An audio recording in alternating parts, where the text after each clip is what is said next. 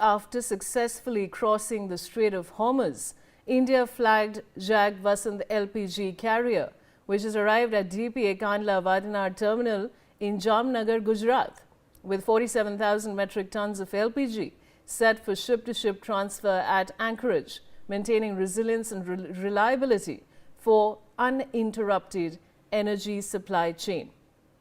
So that, of course, viewers, is the latest development that we're sharing with you. And Mr. Mediratta, now this is, of course, a development and the fact that days after successfully crossing the Strait of Hormuz, India flagged Jag Vasant LPG carrier, which has arrived in Gujarat. What would you like to say on this development? Yeah, I would like to start with how we are diversifying and how we've been able to manage to get our ships to get the fuel as well as the gases back to India, which is very much essential because we are depending on crudes by almost 85% of our needs. You would be glad to know that Argentina, which was a partner for us, but it is 20,000 kilometers seaway from India, which takes almost a month for a ship to reach. That we in 2025 also we were taking LPGs, but that was a very small quantity. Now with this diversification, we are not only are we taking the fuel as well as the gases from other countries. Argentina has come up in a big way as our partner, and very soon we'll be getting. In fact, this year beginning itself, we have got almost more than what we had got last year, the whole year. So it's going to get us a lot of LPGs, and we will not have any serious problems while this crisis is on in the Gulf. Similarly, all the with the Iranian cooperation, we've been able to get our ships also back, and one by one, each ship is crossing the Hormuz and reaching every second day. We are getting a ship back, so that has ensured that we do not have a crisis like many other countries have declared emergency and crisis on the crude oil.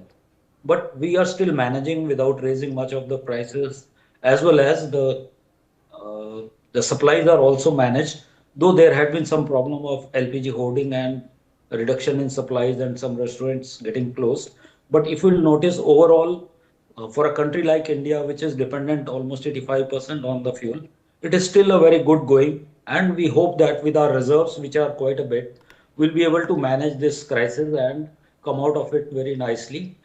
And there is another plus point with us that our power production does not really depend on the crude oil. We depend more on the coal as well as on the refurbished energies like solar as well as the wind energy and many other nuclear energy, etc. So we do not have any crisis on that field. So it's only the transportation as well as the industrialization which requires all these crudes. And we so far so good. We have been able to manage it very nicely for now. Yeah. All right, I'll come back to you. Now, according to reports, two merchant vessels carrying petroleum products for India are crossing the Strait of Hormuz. Indian Navy warships on standby to provide support to them. More vessels are expected to follow soon. Mr. Mediratta, this development, of course, now the fact that Iran has opened the Strait of Hormuz for 5 countries. Now, do you think that this problem will be sorted out, or do you think that now perhaps the situation is handled when it comes to India? But how do you see this going forward? It's like this. Iran has always known that it's a jugular vein which it can always squeeze and try and put the country like America on a little pressure from the world side and change the world opinion towards them. That is how they use it, and that's how they plan to use it. But while they also want to maintain a balance within the world equation, so they have been saying from quite a few days now that they would be keeping it closed only for their enemies and from where they have a little bit of security issues. Rest of the ships they will allow on permission in advance, as well as they will take them closer to their coast so that they will not have any security concerns and positive identification, and they will be allowing those ships to cross. The traffic has been very slow. There are a lot of ships still there on the Hormuz and the Strait. But as you would notice, India has been able to manage its requirements, and the ships one by one have been leaving Hormuz and reaching India, which is a good sign.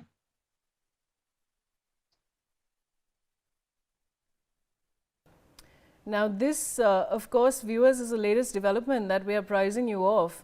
Now the fact that 2 or more merchant vessels carrying petroleum products for India are crossing the Strait of Hormuz and Indian Navy warships are on standby to provide support to them. More vessels are expected to follow soon. You know, Miss. All right, we have Mr. Amit Shah addressing a gathering. We'll cut across.